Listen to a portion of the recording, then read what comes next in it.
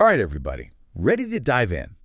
Today, we're really getting into something I think everyone listening has dealt with. Definitely. Goal setting. Yeah. But not just, any old goals, right? Oh, right. Goals that actually mean something to you. Yes. Like deep down. So we're digging into this excerpt from this book, Goal Setting. And it's about, Okay.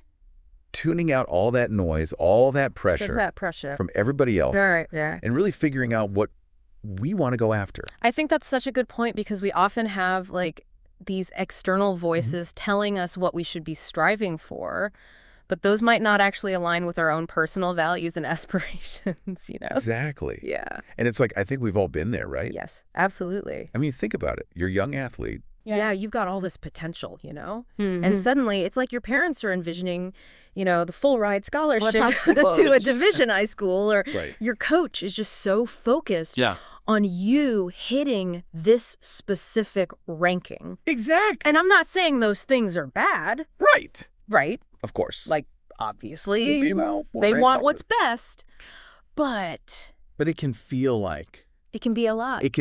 you're carrying their goals, their dreams on your shoulders Exactly. instead of like pursuing your own aspirations. And Like you're living someone else's dream. Exactly. Right. Yes. And the book actually digs into like the Yes. psychology of it all. And explains that this kind of pressure can be really detrimental. It creates this negative cycle Yes. that leads to all this frustration, self-doubt, even like feeling like a failure Totally. if you don't hit those externally imposed targets. Yeah. And it's like all of a sudden you're performing for everyone else. Right. And you lose yourself. Yeah, you're not connected to like the internal drive anymore. It's so true. Yeah. And that's where like this whole idea of setting your own personal goals Yes, comes in, right? absolutely.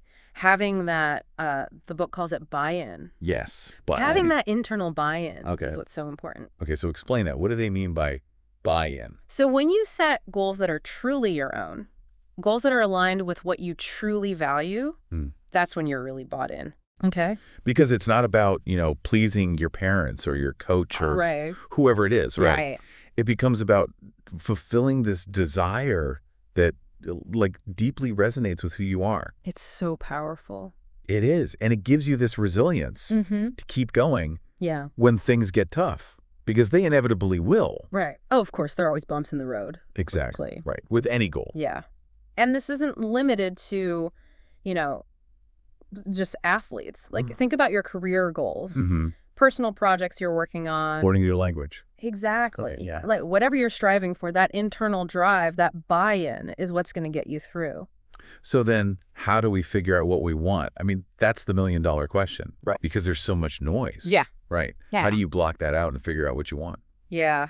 It's tough, for sure. Yeah. Well, the book, Goal Setting, it offers this really, I think it's surprisingly simple, but powerful framework for figuring this out. And it starts by asking yourself these four key questions. Right. I like it. Lay it on me. What are they? Okay. So the first one is this something I want to achieve? Okay. I like it. Right.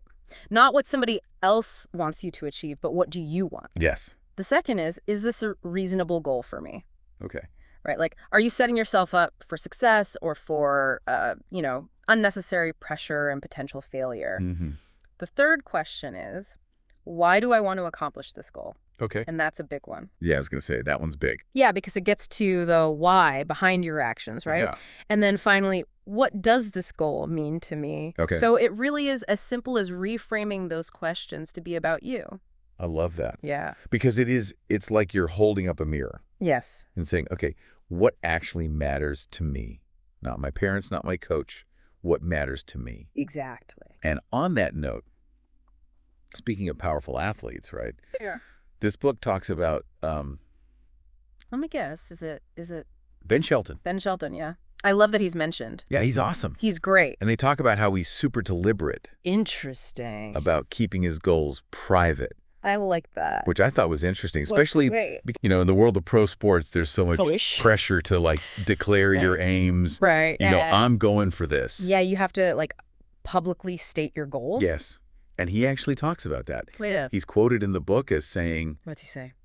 I feel like no matter what you say in the press, Right. someone's going to say, oh, you shot too high or you shot too low. It's true, though. So I'm going to keep my result-based goals between me and my team. Smart. I love that approach. It's really smart. Yeah. And, it's funny because as you were saying that, I was thinking, that's not just a tennis thing. No, not at all. Right. It's universal. Like sometimes you just got to protect your goals. Yes. Shield them from the court of public opinion. Exactly. Because then they can flourish, without that, without all the outside noise and pressure. So true. So I love that we're talking about this because it's so important for people to know that you're not alone if you feel this pressure. So if someone's listening and they're like, okay, I love this idea of keeping my goals private. Yeah. But how do I even define those goals in the first place? Right. What would you say? I'd say go back to those 4 questions, Yeah, those are good. Is this something I want to achieve? Is this a reasonable goal for me? Why do I want to accomplish this goal?